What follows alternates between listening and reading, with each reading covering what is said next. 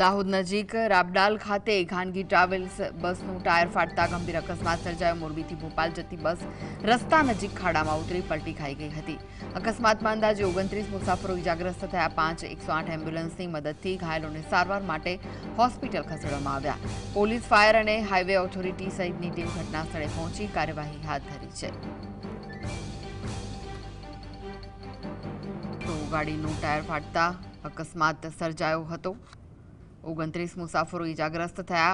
5 108 એમ્બ્યુલન્સની મદદથી ઘાયલોને સારવાર અર્થે હોસ્પિટલ ખસેડાયા છે। પોલીસ, ફાયર અને હાઈવે ઓથોરિટી સહિતની ટીમ ઘટનાસ્થળે પહોંચી અને સમગ્ર કાર્યવાહી હાથ ધરી છે। તો દાહોદ નજીક રાબડાલ ખાતે ખાનગી ટ્રાવેલ્સ બસનું ટાયર ફાટ્યું, જેના કારણે ગંભીર અકસ્માત સર્જાયો હતો।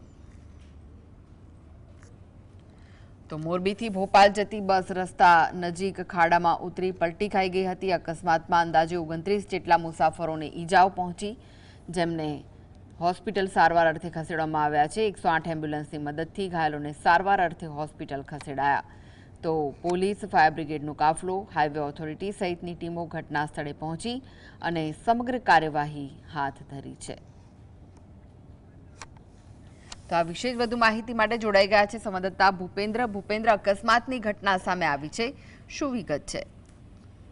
જી કૃષ્ણ, આપણે જણાવી દઉં કે આજે વહેલી સવારે ઇન્દોર અમદાવાદ હાઈવે ઉપર એક ખૂબ જ ગમખ્વાર અકસ્માત થવા પામ્યું છે।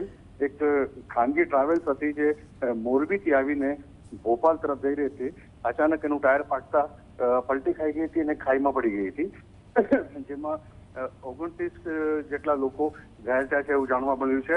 અને ઘટનાની જાણકારી થતાં જ 108ની ટીમો, 5 ગાડીઓ, પોલીસ, ફાયર અને હાઈવે ઓથોરિટીના લોકો ઘટના સ્થળે પહોંચી ગયા હતા અને તાત્કાલિક રેસ્ક્યુની કાર્યવાહી હાથ ધરી હતી અને જે ઘાયલો છે એને કાઢીને હોસ્પિટલ મોકલવામાં આવ્યા હતા। હાલ જે જાણવા મળ્યું છે એના પ્રમાણે કહી શકાય કે આ ઘટનાની અંદર કોઈ પણ જાનહાની હાલ થઈ નથી। કૃષ્ણ જી, આભાર ભૂપેન્દ્ર માહિતી આપવા માટે।